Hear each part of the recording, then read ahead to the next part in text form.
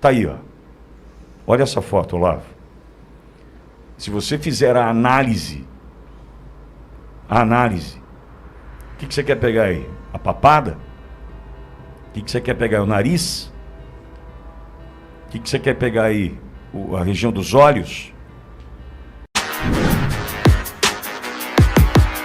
Olavo é do Carvalho, melhor canal de corte do YouTube. Opa, eu sei que você não aguenta mais ouvir, eu pedi para você fazer o triplo C, curtir, comentar e compartilhar, mas eu peço porque 4 entre cada 10 pessoas sequer estão inscritas no canal e a maioria não ativa as notificações e nem curte o vídeo e isso prejudica o nosso algoritmo. Então ajuda a gente aí. Obrigadão. Fala, Barros. Pitoli, o Supremo Tribunal Federal recebeu uma ação em que um advogado pede à Polícia Federal a abertura de investigação contra o Papa Leão XIV, o presidente Luiz Inácio Lula da Silva, o ex-presidente Jair Bolsonaro, o ator Leonardo DiCaprio e outros artistas por suposta participação em um esquema internacional de clonagem de DNA. O autor da ação, o advogado Kelmo Martins Bandeira, afirma existir uma organização responsável por clonagem de DNA, controle mental, manipulação genética e substituição de pessoas por clones. Segundo ele, o grupo inclui ainda a Igreja Católica, Hunter Biden, filho do ex-presidente americano Joe Biden, e familiares do ator Leonardo DiCaprio. O advogado classifica o suposto esquema como 666 e Babilônia.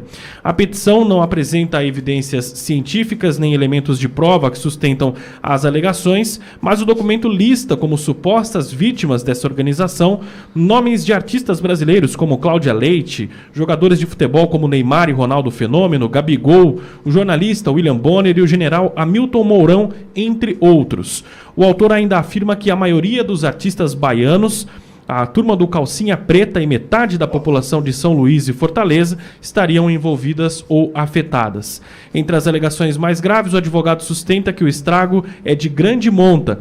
Pessoas começaram a ser assediadas e violentamente tiveram a sua genética clonada.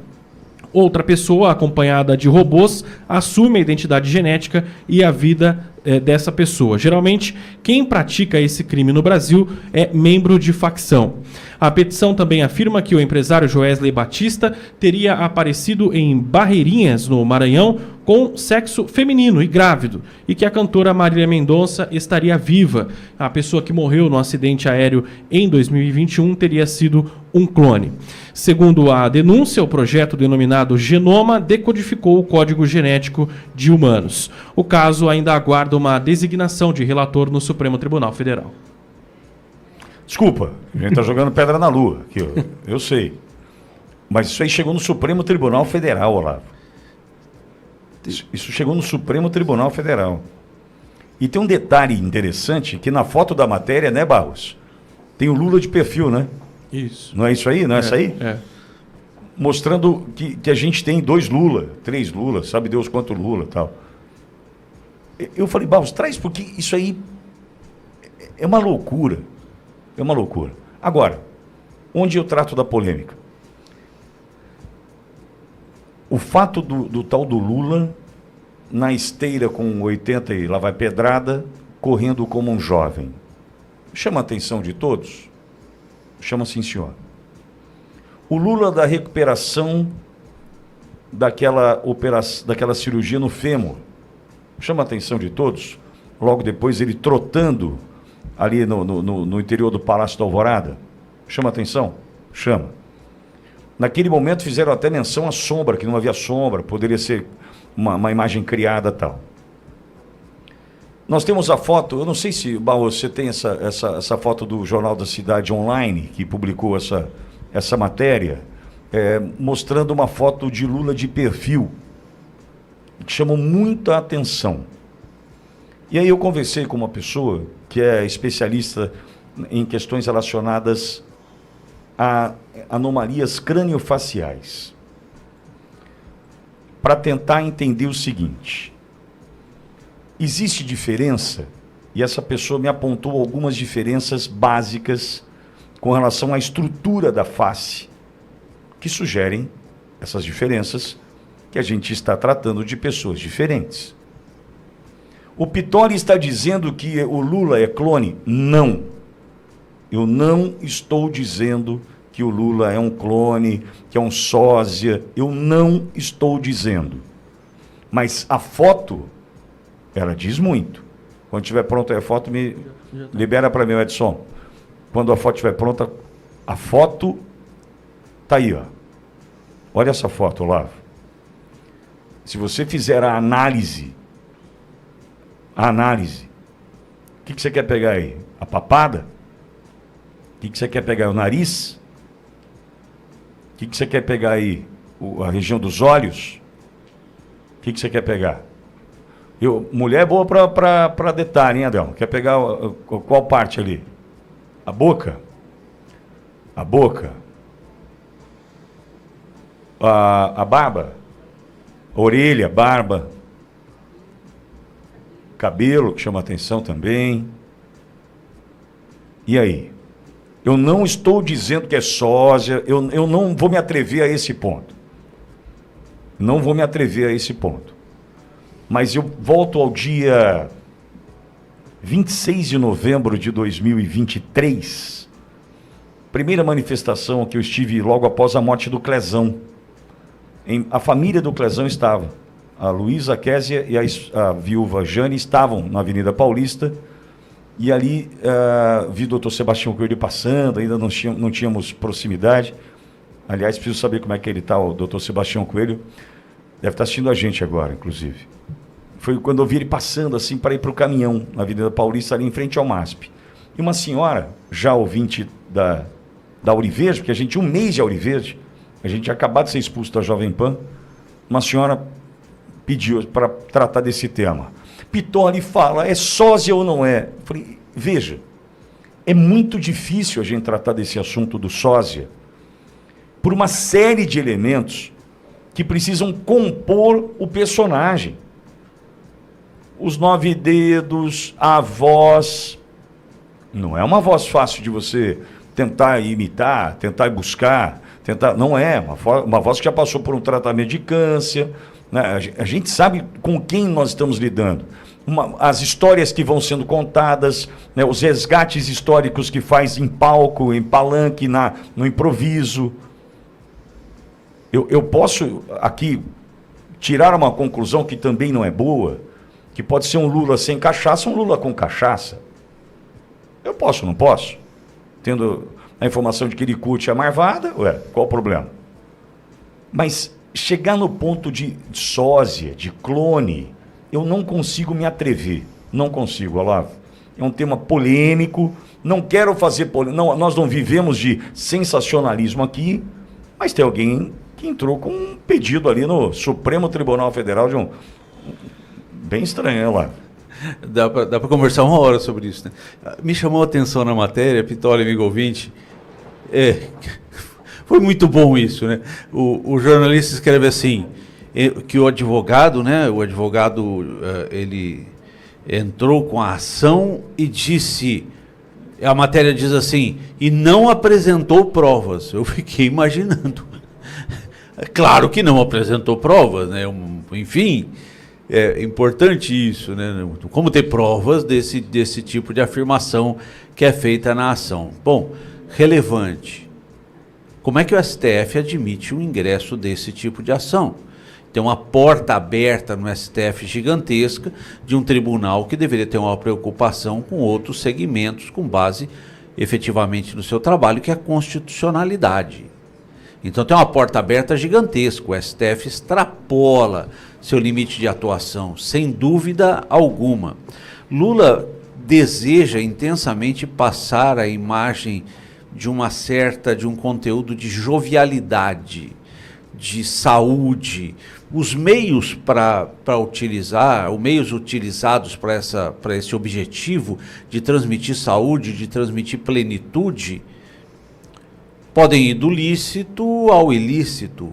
Fotos fáticas numa academia ou uso de outras pessoas, uso de inteligência artificial, mas o objetivo do Lula é passar algo que, de fato, a sua fala em público não corrobora.